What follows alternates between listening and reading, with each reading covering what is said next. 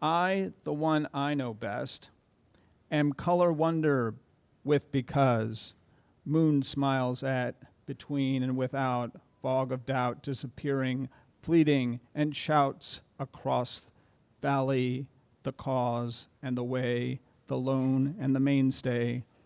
I, the one I think I know, clinging to home and thereby tomorrow, bringing well without worry, bringing wave without weft, bring because it flowers so, between, within, around, 'twas even more moonlit than heretofore.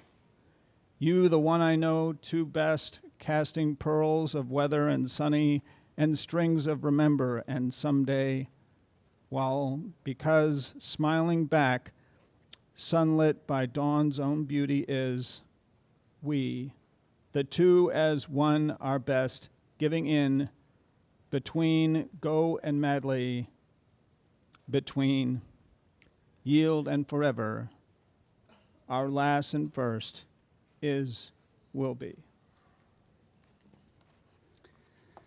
This one is Small Giant. I am me, ego brags in the obnoxious tone of an irate chihuahua. Closely observed, ego's transparency is laughable. He speaks with my father's voice. He hears with my mother's ears, believes with my teacher's conviction, and feels emotion once read on a Hallmark card. But as diminutive and ethereal as he is, just like that darn dog, I trip over him daily. I'm sure this never happens to any poets, but sometimes we are actually at a loss for words. I call it peekaboo. Words hide to our dismay at inopportune times. Funerals, hospitals, dinner with the in-laws. Where do they go? Under our tongues, to the back of our minds, or do they jump into Webster's back pocket? We struggle to find them, coax them back to our lips and pens, ignoring the blessing of their absence, blind to their obvious inadequacy. Wanting to be held, I walk into the idea of my mother, where tucked beneath her blue dress is talk of romance, the sky, and my father, the drug addict, dead at 53. Always it had been the silence that I hated, but now I welcome the past I tried not to remember. Lying in a silent room with flowers brought by mourners who wished me alive, the light in the hallway going on. And though I hold my past in a galvanized bucket, behind the branches there is darkness gathering like steam. My past has been hidden by years with no scent. Was it not me falling into the stagnant pond, the emptiness of it leaking from my hands? Here, where my parents' voices now live, even the darkness disappears. Just behind the cinder blocks my father once used to close in the family room. If I am to be comforted, I must not look toward the sky, for I will find myself wishing I were a crow, wishing for those nights when I did not know my past.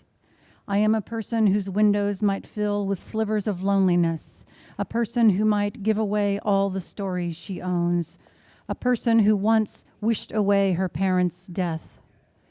There is a past I pretend to believe in, and a small bending hope that in someone else's hands I will find myself lying outside the barren forest beneath the scoop of moonlight. Well, this one's the truth. The truth will set you free. So it must have been the truth that set my grandfather's dog free. Free! For about 23 seconds.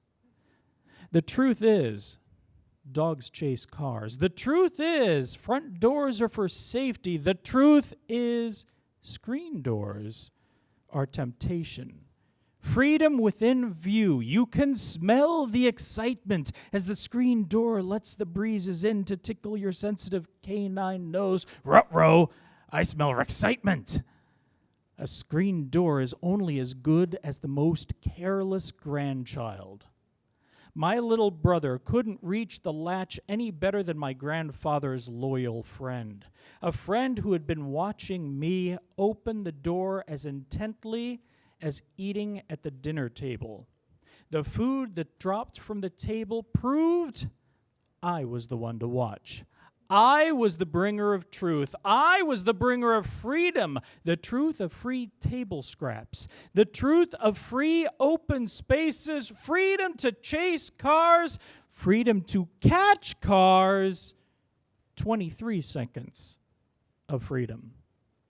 Ending in the truth of car meets dog. The truth will set you free, free to run the skies where cars aren't free to run. And the clouds are easy to catch.